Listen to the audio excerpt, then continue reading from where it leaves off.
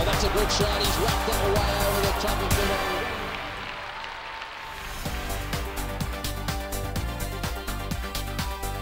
Australia has won the World Cup 4 times. Can they win a 5th time? Yes, they can. They have finally got a squad that can match the lofty standards of the era from 1999 to 2007.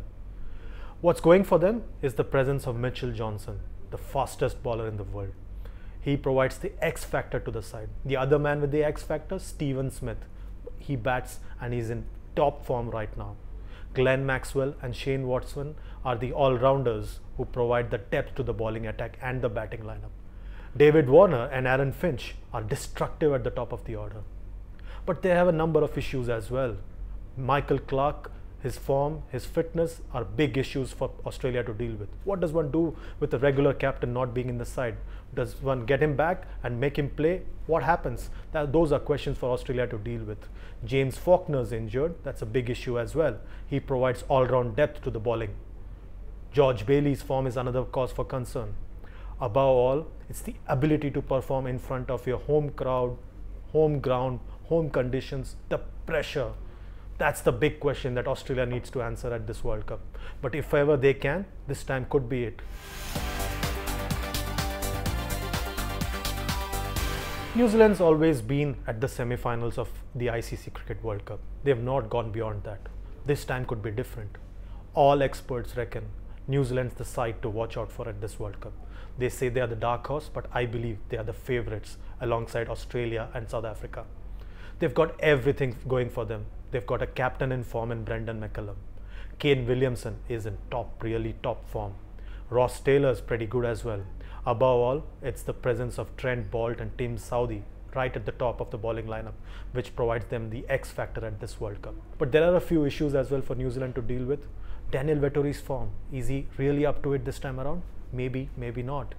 Then there is Corey Anderson, who's expected to be the all-rounder, but he's not really doing well with the ball. Above all, if you're a Kiwi fan, if you're a Black Caps fan, you should be worried about your side being able to do well at home.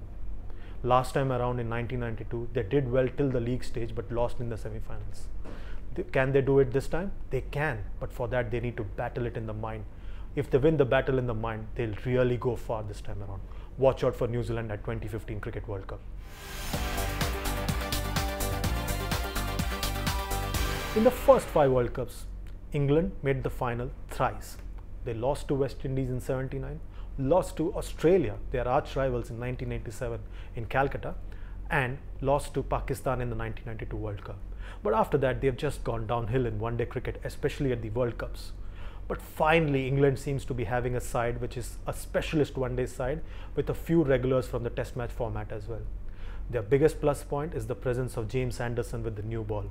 He is very crucial for England's chances at the World Cup because he can strike early. Moeen Ali with the bat and ball provides that X factor for England, which has been lacking in previous World Cups.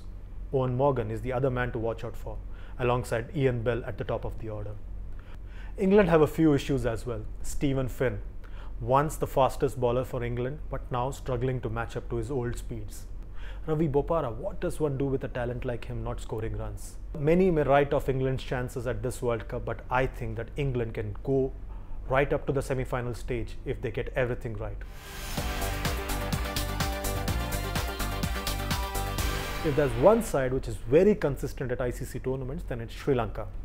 And this time around too, they finally have a side which can really match up to what they did in 2007 and 2011. They finally seem to be able to win ICC tournaments and pressure matches.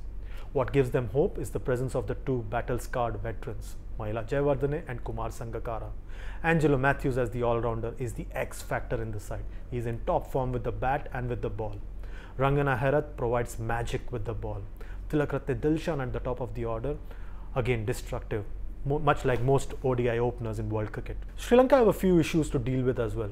Lasith Malinga is still not fit. That's a big miss for Sri Lanka. The backup fast bowling is really not up to the mark.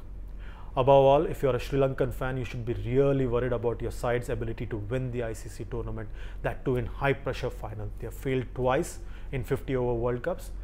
Can they do it this time? Maybe they can, because they finally seem to be able to break that pressure situation and win the World Cups. This could be the moment for Sri Lanka yet again, just like in 1996. Watch out for Sri Lanka making it till the quarterfinals and maybe till the semi-finals. Well, that's a good shot. He's whacked it away over the top of the